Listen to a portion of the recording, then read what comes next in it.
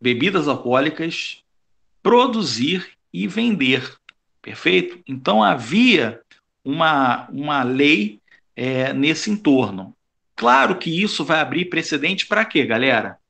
Para isso aqui acontecer, o crime organizado. Tá? Então a gente tem a figura do Scarface, que a gente chama de Al Capone, né, o nome dele de batismo, um gangster que vai atuar em Chicago. E o Al Capone ele vai se notabilizar exatamente pela venda, pela fabricação, pela distribuição de bebida alcoólica. Então ele vai ser um dos grandes gangsters da história mundial. Inclusive, até teve um filme nos anos 80, anos 70, perdão, né, final dos anos 70, chamado Scarface, do Al Pacino, que fala, né, dessa questão de tráfico. Só que no filme fala sobre tráfico de drogas, e no caso aqui em questão é o tráfico de bebidas alcoólicas. Aí vocês devem estar se questionando, ué, por que que teve essa lei? Galera, nos anos 20, como eu disse para vocês, o American Way of Life, ele prega uma certa libertação do público. Então, essa libertação ela vai ser configurada também nos filmes. Então, você tem muitos jovens entrando para o alcoolismo, para o tabagismo. Então, foi uma medida que o governo teve de simplesmente acabar com a entrada desses jovens e de pessoas ao alcoolismo. Então, por isso que foi editada a Lei Seca, que vai de 1920 até 1933, lá quando começa o New Deal. Beleza? Vamos passar aqui o slide.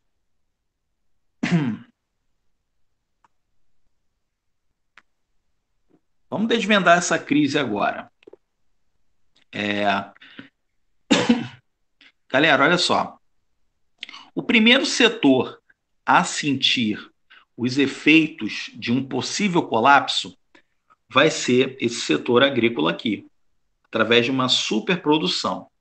Basicamente, você tinha muitos produtos, só que poucas pessoas comprando. E um outro detalhe, a gente vem aqui para baixo, ó. A partir de 1925, os estados europeus eles começam a ter uma ligeira recuperação econômica após a Primeira Guerra Mundial. Então, automaticamente, isso vai fazer com que os produtos europeus deixem de usar a economia norte-americana. Então, as exportações americanas elas vão diminuir. Tá? Então, essa produção agrícola ela vai ser o primeiro setor a sentir esses efeitos. Muito bem. Essa crise de 29 ela é motivada por uma superprodução, tá? E aí você tem, ó, os salários, eles não acompanham as ofertas. Então, mais uma informação fictícia para a gente, dizendo que todos os seres humanos que moravam nos Estados Unidos tinham uma condição de vida boa. Isso não é verdade. Muita gente vai ter uma vida difícil, atribulada. Então a gente não tem esse salário acompanhando as ofertas, ok? A gente não tem esse salário acompanhando. Moral da história: essa superprodução ela vai gerar uma retração econômica, recessão, desemprego e deflação. Deflação é o contrário de inflação. Os preços vão cair. Então, nós que sabemos um pouquinho do que é o capitalismo, se você tem um custo para a produção, você precisa tirar esse lucro para você conseguir reinvestir a sua produção. Então, a partir do momento que você é obrigado a baixar os preços, você não consegue pagar os seus débitos. E aí, o que que você faz? Você fecha a sua empresa, você demite os funcionários e você entra em crise, ok? Então, olha só, voltando aqui nessa questão dos estados europeus, diminuição das importações. A Europa ela começa a respirar em 1929. Crash da Bolsa, Quinta-feira Negra, conhecida como a Quinta-feira Negra. Isso vai ser no dia 24 de outubro de 1929. Bom, senhores, só para a gente voltar aqui, muitas empresas elas vão negociar na Bolsa de Valores. E aí a gente tem o quê? A compra de ações, gerando um capital especulativo, uma fofoca de bastidor, dizendo que a empresa está lucrando, que a empresa está melhorando a sua condição, está produzindo mais, está tendo uma margem de lucro exorbitante. É o que nós chamamos de capital especulativo. Isso tudo, galera, foi uma grande especulação quando, na verdade, muitas empresas que especulavam, elas não tinham condições de arcar com as dívidas. O que que isso vai fazer? Quando o comprador de ações observa que, na verdade, tratava-se de um capital especulativo, o que que vai acontecer? Eles vão iniciar desenfreadamente a tentativa de vender essas ações. Então, eles vendem essas ações, só que você não tem a demanda suficiente. Então, você não tem quem comprar. Quando isso acontece, a bolsa de valores entra em um colapso muito grande. Por isso a gente chama de crash ou crack da bolsa de valores. Tá? Então, só para a gente entender aqui, ó, termo que no vocabulário da economia pode significar abalo, catástrofe econômica ou financeira generalizada. Falências, por exemplo, com a queda abrupta das cotações de ações nas bolsas de valores.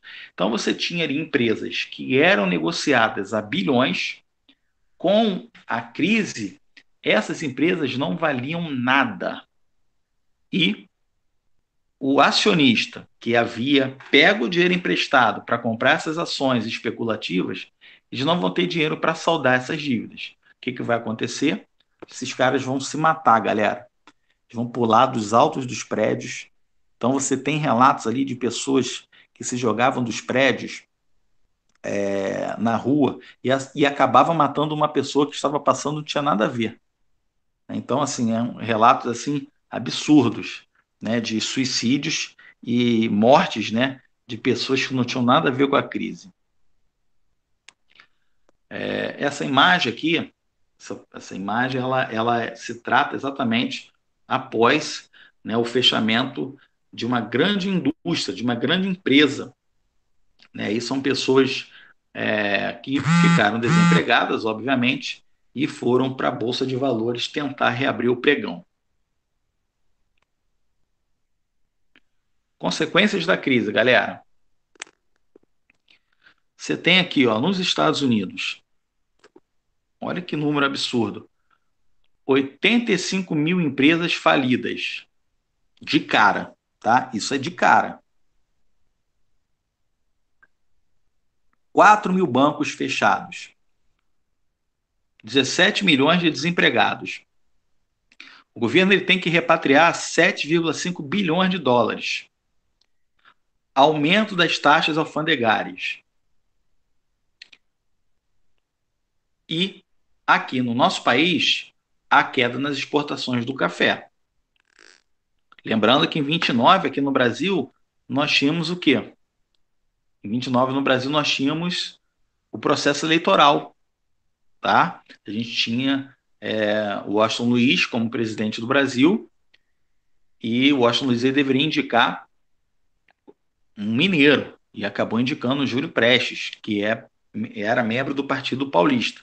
Então a gente tem a Revolução de 30, que não deixa de ser uma consequência da crise de 29.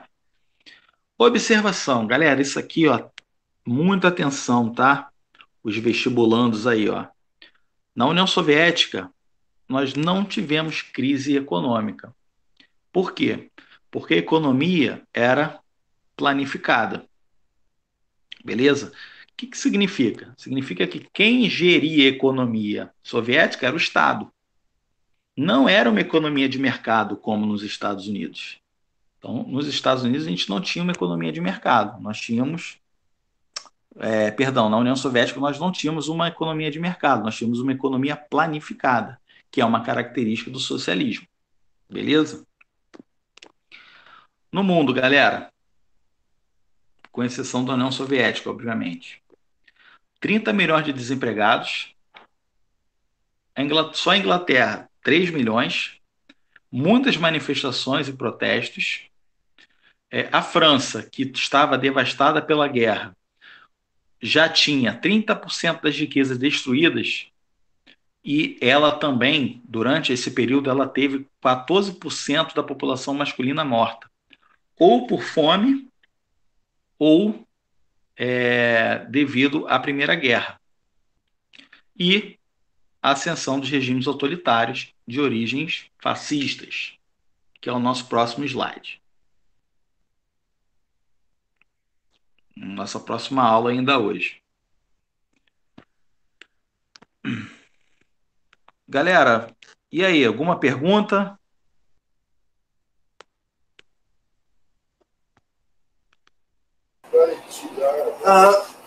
Com a Segunda Guerra Mundial, Giovanni, mais... Com a Segunda Guerra Mundial, a crise piorou ainda mais? Não, mas é o Giovanni que está falando? Sim. Ô, meu querido, olha só, a crise ela vai até, meu querido aluno, até mais ou menos 37. A guerra ela começa em 39.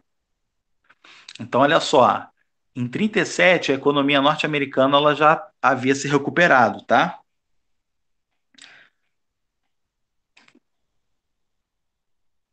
O que acontece é o seguinte, a gente tem a Segunda Guerra Mundial, que na verdade é uma crise política e social, né?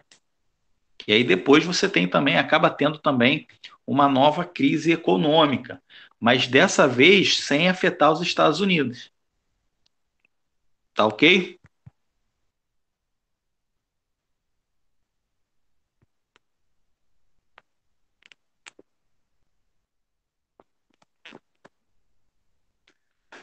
Entendeu, Giovanni? Então você tem ali, valeu, você tem ali o quê? Uma crise social devido ao nazifascismo e uma crise política. E depois da Segunda Guerra Mundial, a gente acaba tendo a Guerra Fria. E aí a União Soviética e os Estados Unidos fazendo o contraponto, né? Defendendo o capitalismo e outro defendendo o socialismo. Beleza? Mas é importante salientar que essa crise ela vai até 37 por parte dos Estados Unidos. Vamos voltar aqui para o slide. Bom, superando a crise, temos aí a figura do Franklin Delano Roosevelt, que é esse cara aqui, e aí ele vai elaborar uma política chamada New Deal. Essa política New Deal, ela visava exatamente a recuperação econômica. E ela rompia com a cultura norte-americana. Qual era a cultura norte-americana? Era exatamente a economia de mercado. Segundo Adam Smith, né, lá na época do Iluminismo, o mercado ele não pode ser regido pelo Estado. A famosa frase laissez-faire, laissez-passer, deixe fazer, deixe passar. Então, os Estados Unidos ele é adepto dessa frase. Só que quando o Roosevelt assume, ele vence a eleição do Hoover, que era o presidente da crise, no caso, ele consegue vencer as eleições do Robert Hoover, né, o ex-presidente dos Estados Unidos, e aí o Roosevelt assume e ele já lança essa prática, né, a partir ali de 1933. Essa prática do New Deal, ela nada mais, nada menos do que uma teoria de Keynes, a teoria do John Maynard Keynes, que era um economista britânico. E aí o Keynes, ele vai dizer que o Estado, ele, em alguns momentos, ele precisa interferir sim na economia para poder fazer esse melhoramento da crise, ok? Então a gente tem aqui uma teoria chamada teoria keynesiana, o keynesianismo do John Maynard Keynes. E basicamente, galera, as características do New Deal eram essas aqui, ó: abandono do liberalismo clássico, a não intervenção do Estado, o fortalecimento do papel do Estado na economia. O Estado ele deve interferir, criando mecanismos, criando estratégias para haver a recuperação econômica do país. Um Estado interventor, planejador e indutor de políticas econômicas. A gente pode até acrescentar também como políticas públicas, tá ok? Ações do New Deal, investimentos em obras públicas. Então, os caras vão construir hospitais, escolas, vão pavimentar ruas, fazer saneamento básico, enfim, uma série de medidas que é para, no intuito de fazer o quê? Gerar emprego, tá? Medidas restritas ao setor financeiro. Então, o cidadão quer pegar dinheiro emprestado, ele tem que pagar juros, obviamente. O que o governo fez? Baixou as taxas de juros para a galera poder pegar o empréstimo e depois conseguir pagar. A abolição do trabalho infantil, concessão de subsídios do Estado, né? Então você tem ali o Estado interferindo também na questão agrícola, na questão industrial, oferecendo vantagens. Frentes de trabalho. Então foram abertas várias pontos de trabalho. Você tem também legislações trabalhistas mais brandas. Por exemplo, foi instituído o 13º, as férias, o pagamento de hora extra. Então, tudo isso é feito com o intuito desse trabalhador continuar produzindo e tendo interesse de receber, né, mais por cada trabalho feito. Você tem também, por exemplo, galera, uma outra criação do New Deal, o seguro-desemprego. O intuito do New Deal era fazer com que as pessoas continuassem consumindo. Então, se porventura essas pessoas perdessem os empregos, elas teriam uma quantia por um determinado momento até ela arrumar outro emprego. O seguro-desemprego é um direito trabalhista que hoje no Brasil ele tem sido muito importante para as pessoas, né? Haja visto aí o que nós estamos passando. Sindicatos tiveram uma nova legislação, né? Legislações mais brandas. Controle sobre preços, salários e produção industrial. Outra coisa, meus amigos, o controle da produção industrial também vai ser feito pelo Estado. Então, o Estado ele vai dizer o seguinte: não adianta sair produzindo se não tem compradores. Então, o Estado ele vai acabar se envolvendo nessas questões também. Um outro detalhe, até fica para a gente aí para analisar. A crise de 29 ela acontece porque havia uma superprodução, havia um estoque.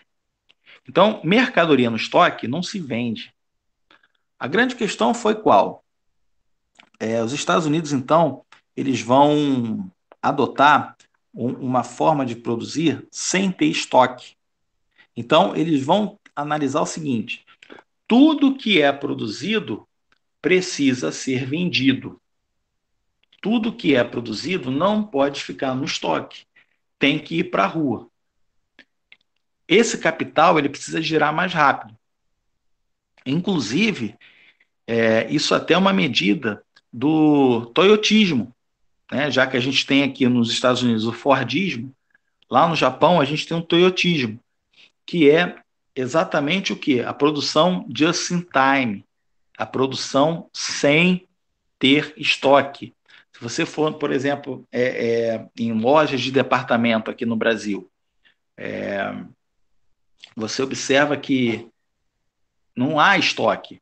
Né? Você tem uma grande empresa uma grande loja de departamento, que eu não vou citar o nome, óbvio, para não fazer propaganda, você não tem um estoque. Você chega lá para comprar um produto e aí o vendedor fala assim, não tem mais não, acabou. Porque justamente essa empresa, ela trabalha com just in time. Então ela trabalha só com as mercadorias na vitrine. Isso é importante, porque não vai encalhar a mercadoria e ela vai ter o lucro girando mais rápido. Tudo isso New Deal, tá, galera?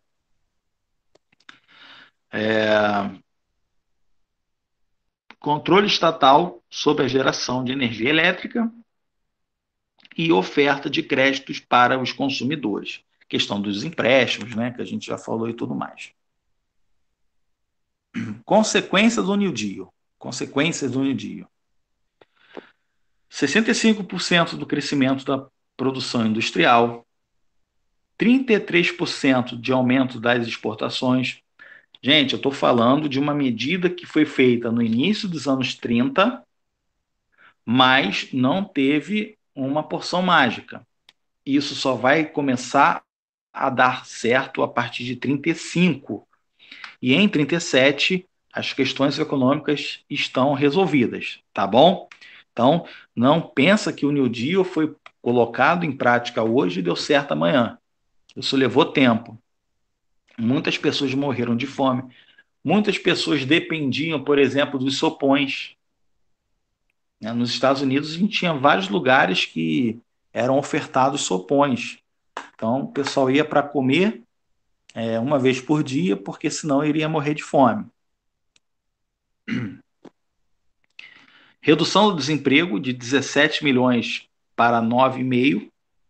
Repito, não é de um dia para a noite, isso demorou aí 7 anos, tá? 70% de aumento da renda nacional, o PIB norte-americano ele aumentou bastante, produto interno bruto. Difusão de práticas econômicas intervencionistas em diversos países, inclusive no Brasil do Getúlio Vargas. O pessoal que vai fazer ESA, vai fazer prova militar, essa difusão faz com que o Vargas crie a Comissão do Café, que é justamente para fiscalizar essa produção do café. Ok? Então, pega essa dica aí, galera. No mundo, políticas de estímulo à produção industrial.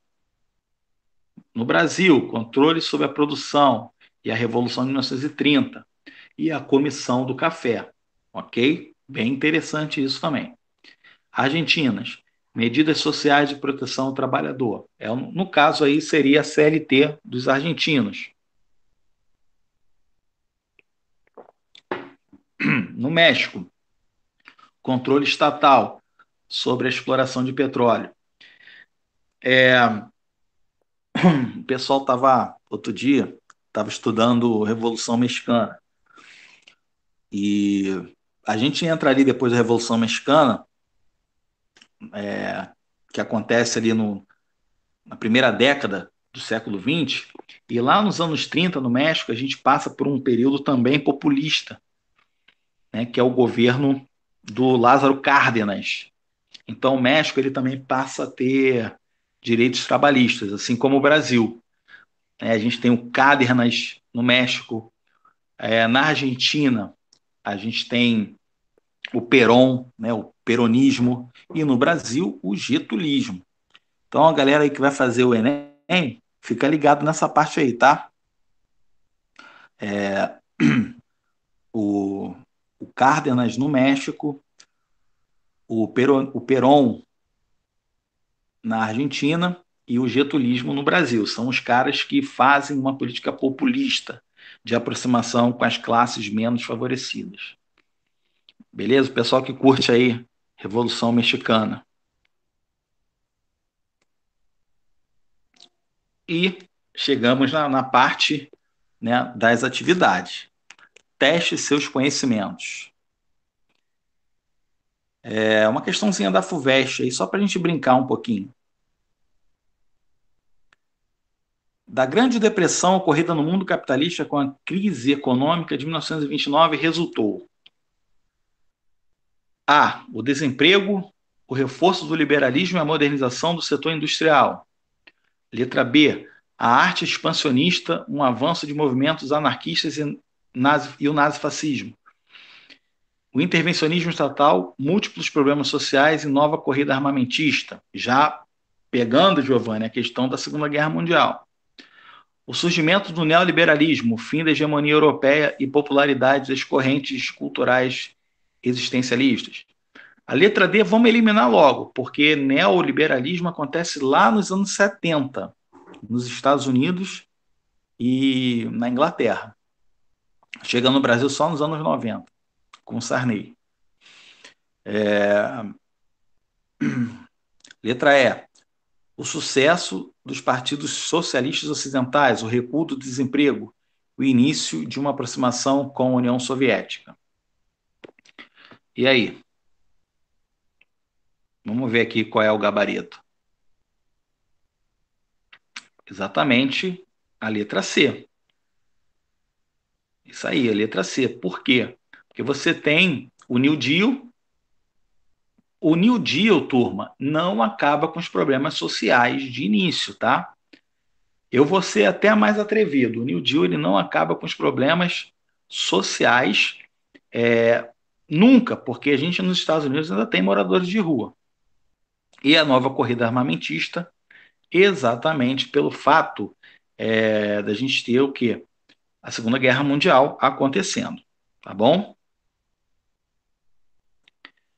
Vamos para outra questãozinha aqui. O New Deal foi um programa de ação executado pelo governo do presidente Franklin Delano Roosevelt nos Estados Unidos, entre 33 e 45, com o objetivo de resgatar o crescimento econômico interrompido pelo crash de 1929. O New Deal visava recuperar a capacidade produtiva e comercial dos países europeus. Já elimina logo, né? Porque tem que eliminar os problemas nos Estados Unidos. Então a letra A já está fora. Estimular o desenvolvimento econômico através de reformas estruturais profundas que objetivavam atingir os seguintes setores: energia, transporte, indústria, educação e alimentação. A questão aqui dessa letra B ela é interessante, mas primeiro a gente tinha que eliminar o quê? A crise, para depois o crescimento acontecer. Então a letra B também elimina. Letra C, restabelecer o equilíbrio entre custo de produção e o preço entre a cidade e o campo, reativar o mercado interno pelo controle de preços da produção, pela revalorização dos salários e do poder aquisitivo das massas. Interessante essa letra C. Promover a expansão econômica do país, da industrialização de forma intensa e rápida, através de planos quinquenais. Opa, já está fora. Planos quinquenais, meus amigos, acontece no governo do Stalin, lá na União Soviética. Então já está fora também. Incentivar a entrada de capital pela privatização, a liberalização da economia. É justamente o contrário, né? Fazer essa economia ficar vinculada ao Estado. Então, no caso, o gabarito também é a letra C.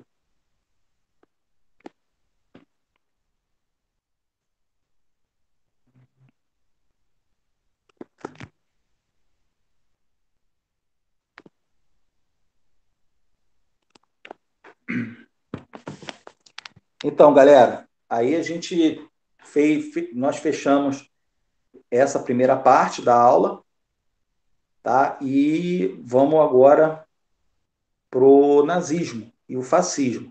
Também é uma coisa bem rápida, bem sucinta, bem nessa pegada aí, de crise 29. Na verdade, é uma continuidade, né? Enquanto eu abro o slide aqui, alguém tem alguma pergunta aí para fazer nesse caso aí, nesse momento aí da aula? Deixar aqui um convite com vocês. 2 horas da tarde, nós vamos estudar a República Oligárquica, a República Velha, tá? Então, nós também vamos falar alguma coisinha de crise 29, bem pequenininho. Então, vamos para o fascismo e nazismo? Querem falar alguma coisa?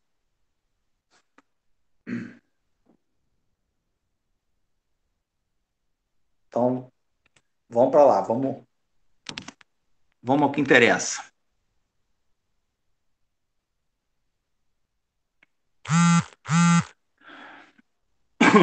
Bom, galera, o nazifascismo, tá? Aqui a gente tem o Mussolini, tá? E o Hitler, os expoentes aí dessas doutrinas. A definição: tipo de governo característico de alguns países no período entre guerras, 18 a 39, onde principalmente Itália, Alemanha, Portugal e Espanha. Hoje nós vamos dar uma ênfase maior ao italiano e ao alemão, tá? Que é o que mais cai no Enem. Características básicas: a xenofobia, né, que é o nacionalismo extremado, a valorização da nação, do Estado-nação, a importância desse Estado-nação. É um governo totalitário, é um governo onde o líder ele, ele governa sozinho, é diferente de uma ditadura. Ditadura não necessariamente você tem só um ditador, mas você pode ter um grupo ditando regras, beleza? O militarismo, a grande valorização da indústria bélica, até porque também eles estavam visando uma guerra, né? Então tem que ter uma guerra, tem que ter um exército forte. O anticomunismo, porque no comunismo se prega a luta de classes, onde o trabalhador, o proletário e o camponês, eles tomariam a frente do processo de produção. Então, por isso, luta de classes. No nazifascismo, a gente tem o anticomunismo, porque eles não falam em luta de classes. Eles falam da união de todas elas. Então, há divisão de classes sociais, porém, todos devem lutar do mesmo lado. Antiliberalismo, o Estado ele é o regulador da economia. Um partido político apenas, o partido do governo, e o culto ao líder, né? Essa figura do líder, essa liderança aí inquestionável, ok? Doutrina. O totalitarismo, nada existe acima do Estado, fora do Estado, contra o Estado. Nacionalismo, tudo deveria ser feito para a nação. Idealismo, acredita-se que bastava a fé para conseguir o que se almejasse. Autoritária, a liberdade é um cadáver em putrefação. Porque eles dizem que a liberdade econômica afundou o mundo, né, com a crise. Militarista, a guerra é para o homem, o que a maternidade é para a mulher. Então você tem aí uma mentalidade militarista e extremamente machista. Antissemitismo, que acontece muito no nazismo, tá? Perseguição aos judeus, dizendo que os judeus são inferiores. No caso do fascismo, vamos começar pelo fascismo, que foi o primeiro, né? Você tem uma característica específica, galera, que é o corporativismo, que é a busca pela harmonia de todas as classes sociais. Vocês lembram quando eu disse para vocês a respeito da luta de classes, né? Então eles odeiam a luta de classes. Para eles, o dono do capital e o seu funcionário, o proletário, eles devem trabalhar juntos. E esse proletário ele deve continuar trabalhando para enriquecer ainda mais o seu patrão. Então havia um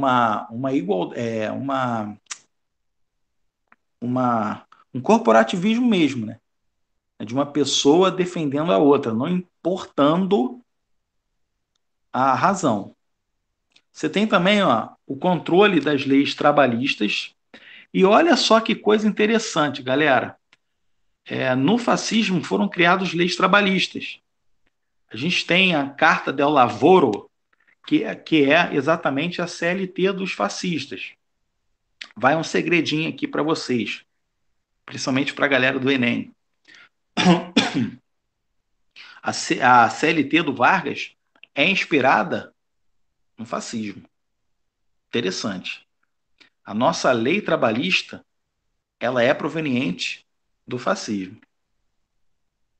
Propaganda do governo, a educação é dirigida, a gente tem matérias especificamente vangloriando o Estado, né? Era obrigado todo mundo saber o hino nacional, os símbolos nacionais e a expansão territorial, a busca pelo espaço. Isso porque a Itália ela luta na Primeira Guerra Mundial, tá? Até 1915 a Itália pertencia do lado da Alemanha. Depois de 15 ela sai do lado alemão, luta do lado dos vitoriosos, mas ela não se dá bem, ela não consegue colher os mesmos frutos de Inglaterra e França. E aí, após essa crise de 29, a Itália, que já não vinha num processo tão fácil economicamente, ela vai acabar se juntando ainda mais com a Alemanha e vão, né, lá em 33, assinar um acordo, lá em 36, perdão, assinar um acordo, né, o famoso eixo. Essa Itália que luta do lado dos vencedores na Primeira Guerra Mundial não tem os mesmos benefícios. Isso vai gerar o quê? Um revanchismo italiano, né? Uma indagação. Por que eu lutei do lado dos vencedores e eu não tive os mesmos benefícios? Outro detalhe também, ó, crescimento de partidos socialistas. O GB fez uma pergunta aí. Deixa eu ver a pergunta dele aí. Então, GB, mudou sim, cara, mas na verdade a Itália mudou porque o Mussolini ele foi morto lá em 43. Então a Itália ela teve que mudar de lado sim. Nesse caso, porque o Mussolini foi morto. Em 1915, o governo italiano resolveu mudar. Aqui, galera, voltando aqui para o raciocínio. Ó. Crescimento de partidos socialistas. Medo do crescimento da burguesia. Então você tem ali um Estado onde os partidos socialistas eles também crescem. Por quê? Porque a União Soviética ela está, teoricamente, numa zona de conforto. Então, as notícias que chegam da União Soviética, que não são muitas, mas as poucas notícias que chegam, são notícias que são boas, que a economia está estável, que a produção agrícola está boa, que a produção industrial está boa, que a produção militar está boa. Né? Então, qual era o grande medo dos fascistas? É que esse comentário que falava bem do comunismo chegasse na Itália e tomasse uma proporção até que os caras conseguissem fazer uma revolução proletária na Itália. Tá? Então, a burguesia ela tem um medo exatamente desse comunismo tomar conta, porque na sociedade comunista as coisas pertencem a quem? Ao Estado e não tem propriedade privada. No nazifascismo tem propriedade privada, existe a propriedade privada. Então, tudo é controlado pelo Estado, mas o Estado ele permite que haja algumas iniciativas privadas, beleza?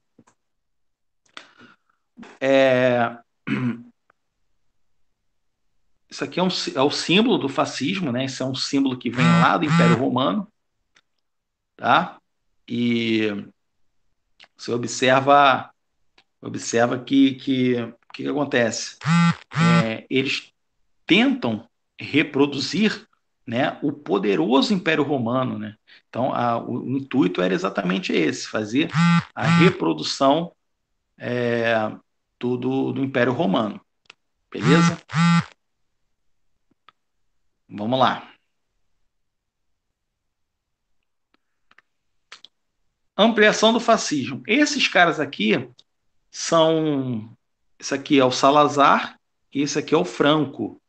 Tá? Esse aqui é o de Portugal e esse aqui é o da Espanha. Então a gente tem aqui, ó, outros ditadores fascistas. Francisco Franco e Antônio Salazar. Antônio Salazar ele era jornalista e o Franco, nós podemos ver, né, que ele está fardado, ele era um general. E os dois mais conhecidos, o Mussolini na Itália e o Hitler. Senhores, só uma informação aqui interessante, ó. O Salazar e o Franco, eles foram depostos lá nos anos 70. O Hitler cai em 45, o Mussolini cai em 43. De 45 até 75, esses caras ainda estavam governando os seus países, tanto Portugal quanto a Espanha. Então, Hitler e Mussolini caíram, mas os regimes fascistas foram até a década de 70. Bem interessante também essa informação.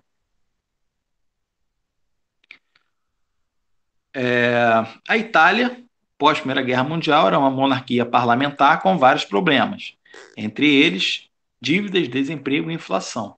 Como eu disse para vocês, né, galera? A Itália luta na Primeira Guerra Mundial do lado dos vencedores e ela não tem nenhum benefício. Isso vai gerar um crescimento de grupos socialistas nas eleições. Repito, as mensagens que chegam da União Soviética são mensagens positivas. Surgimento dos fácil de combate, que é aquele símbolo que eu mostrei para vocês em 19. Grupo de combatentes liderado por Benito Mussolini, que afirmava defender a ordem e a grandeza da Itália. Reprimia movimentos populares sociais com extrema violência. Formavam tropas fardadas de preto, tendo o apelido de camisas negras. Eram apoiados e financiados por grupos burgueses. Tá? Então, o discurso de Mussolini é um discurso antidemocrático. E, curiosamente, meus amigos, as pessoas vão comprar esse discurso, dizendo que a democracia tem que ser enterrada, que o Estado ele tem que ser forte, que os fracos têm que morrer. Tudo isso era falado pelo Mussolini e a galera comprou esse discurso. Na década de 20, esse partido foi formado como Partido Nacional Fascista e foi derrotado em 21 nas eleições, principalmente pelos comunistas. Aí, em 22, a gente tem a famosa Marcha sobre Roma, são grupos fascistas, né, os camisas negras, exigindo que o Mussolini entre no poder italiano e vire uma espécie de primeiro-ministro, ok? Mussolini assume o poder e implanta a ditadura, chamado de Duce, líder, né, no caso, condutor. Ele entra no poder em 22, tá? E ele é colocado lá pelo rei italiano Vittor Emanuele, que não tinha mais como negar, e ele acaba aceitando as pressões burguesas e ele coloca o Mussolini no poder. Olha só que interessante agora, ó. Em 29 a gente tem um Tratado de Latrão, quando Mussolini aceita entregar o Vaticano para a Igreja Católica. E aí o Vaticano se torna um Estado independente e apoia o fascismo. A Igreja Católica apoia o fascismo. Perseguição aos opositores, especialmente comunistas, fechamento de partidos, controle de ensino e comunicações, ênfase no patriotismo e treinamento físico, criação de obras públicas e incentivo à agricultura. 36 tem a formação do Eixo da Morte, Hitler e Mussolini, e mais a invasão da Etiópia. O Mussolini ele vai querer também tomar territórios africanos, porque a Itália ficou prejudicada na Conferência de Berlim, assim como a Alemanha. Nazismo alemão agora. A Alemanha, após a Primeira Guerra Mundial, ela possuía, né, era governada por uma república parlamentar, chamada de República de Weimar. Em 19, ela assinou o Tratado de Versalhes, que foi um tratado considerado aí muito prejudicial, né, humilhante. A Alemanha ela vai ter dívidas com a guerra, e ela vai ter a necessidade de se reconstruir. Porque, diferentemente do que aconteceu nos Estados Unidos, a guerra foi no território alemão. Então, as cidades estão destruídas. A Alemanha, na década de 20, tinha fome, miséria, desemprego e hiperinflação, chegando a 32.400% ao mês, galera. Um pãozinho custava 1 bilhão de marcos, que é a moeda alemã. Não é exagero da minha parte, meus amigos, mas para comprar pão, as pessoas iam com um carrinho de mão cheio de dinheiro. Não valia nada. Vamos ter um grande crescimento socialista também, por mesmos discursos da Itália. Em 19 surge o Partido Nazista, fundado por Hitler, com ideias muito parecidas com o fascismo italiano. Xenofobia, né, e tudo mais. O nazismo alemão, continuando aqui, ó, combate às manifestações de esquerdas na Alemanha. Foram criadas as seções de assalto, perseguições a opositores, conhecidas como camisas pardas, né, a famosa SA. Também eram apoiados pela burguesia e lá no início da década de 20, a história é muito parecida com o fascismo. Na década de 20, eles também são derrotados nas eleições parlamentares. E em 23, o Hitler ele vai tentar dar um golpe de Estado no Putzi, que era uma cervejaria muito famosa em Munique. Ele vai preso, é condenado a 5 anos, só que ele fica apenas 6 meses na cadeia. Lá, ele escreve esse livro aí, ó, o Mein Kampf, Minha Luta. E lá, meus amigos, tem tudo que os nazistas defendem. Tudo. São essas aqui, ó. Busca por conquistas territoriais, espaço vital. Quanto mais território a Alemanha teria, mais forte ela seria. Não cumprir o Tratado de Versalhes, armar os alemães, permitir o alistamento militar, né, uma série de questões. Em 32, depois da crise, os alemães eles se fortaleceram, eles passaram a ter 1/3 do parlamento alemão, do Reichstag.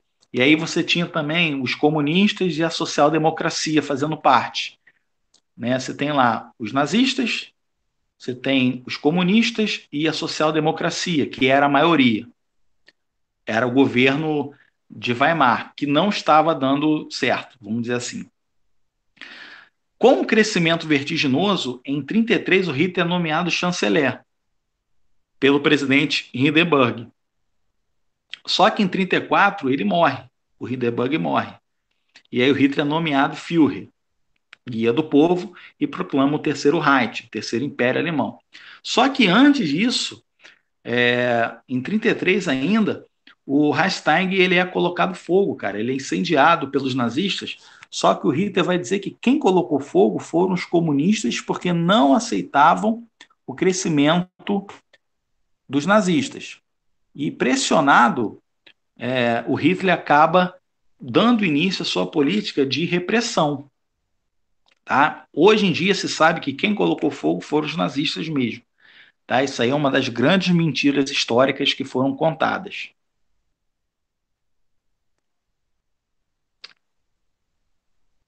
Vamos lá. Criação da SS em 34, que é a tropa de elite, né? Seção de segurança, polícia política. A Gestapo, a polícia secreta, que tinha como principal finalidade achar e encontrar os judeus. Opositores ou ameaças. O Hitler ele fala das classes inferiores. Né? Para ele, os alemães pertencem aos arianos, uma raça superior, e todos os negros,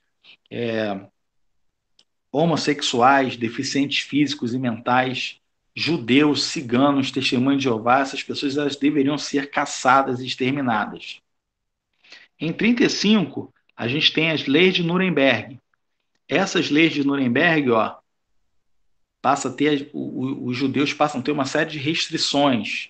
Por exemplo, os judeus vão ser proibidos de casar com não-judeus. E em 1938 a gente tem a Noite dos Cristais, que foram os nazistas ateando fogo em instituições judaicas, como nós podemos ver aí, sinagogas, lojas, tudo que pertencia a judeu, eles colocaram fogo. A gente tem aqui, ó, 5.700 estabelecimentos judaicos, entre eles 267 sinagogas depredadas como um prenúncio do Holocausto. Então, a Noite dos Cristais foi uma espécie de holocausto. Bem interessante, uma informação aí que pouco é falado. Noite dos Cristais. Preste atenção nesse bizu aí.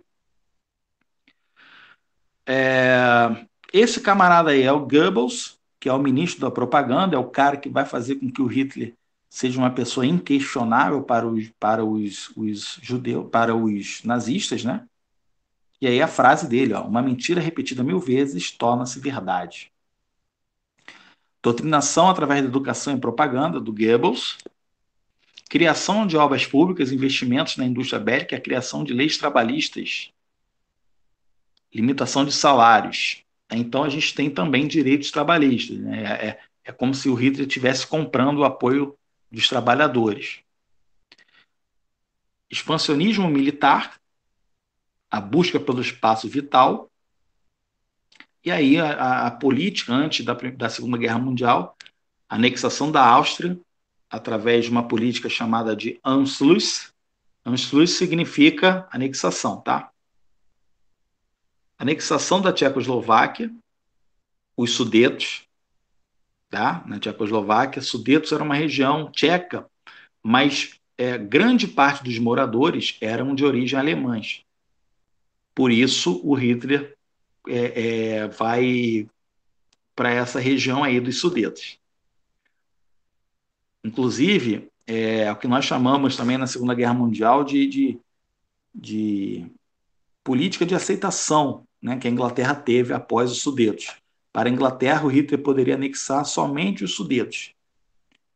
Porém, galera, em 1939, o Hitler ele vai descumprir a política de apaziguamento feita pela Inglaterra e vai também marchar em direção à Polônia, reduto de uma grande comunidade judaica.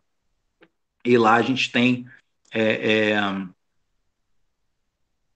o pior campo de concentração, que foi o campo de Auschwitz. Inclusive tem até filmes, né, que falam sobre esse campo de concentração. Bom, esse camaradinho aqui é o Roberto Alvim. Ele foi secretário de Cultura do governo atual e ele reproduziu, né, mudando algumas situações, o discurso de Goebbels, que diz assim, ó, discurso do Goebbels: a arte alemã da próxima década será heróica, será ferreamente romântica, será objetiva e livre de sentimentalismo, será nacional, com grande patos e igualmente imperativo e vinculante, ou então não será nada. Né? Pato significa, no caso, glórias, né? E tudo mais.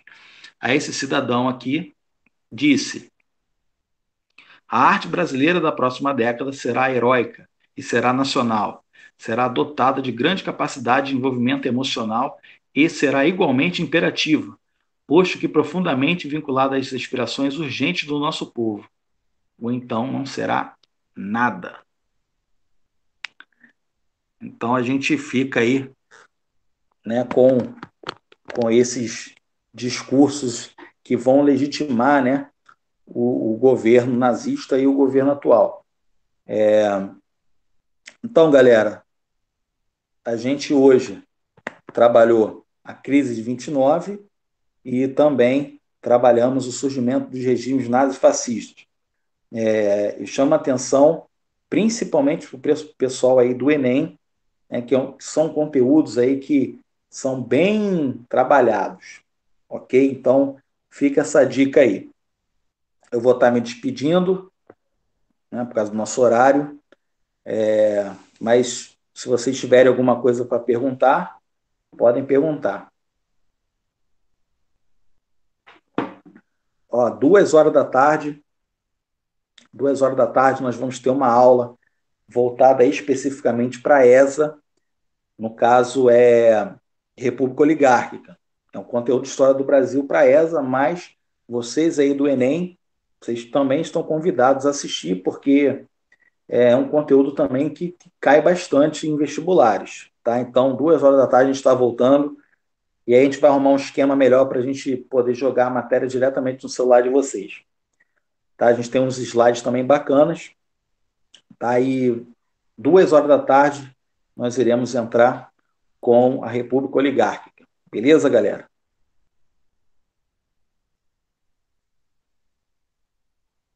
Quer falar alguma coisa, Vando? Vando ou Vitor, não sei quem está aí. Pode encerrar? Pode encerrar, tá tranquilo. Tá tranquilo? Deu para pegar bem aí a imagem, né? As imagens. Ficou show, ficou show. Valeu, meu amigo. 2 horas da tarde, então estamos juntos de novo. Falou, valeu. Valeu, abraço. Abraço.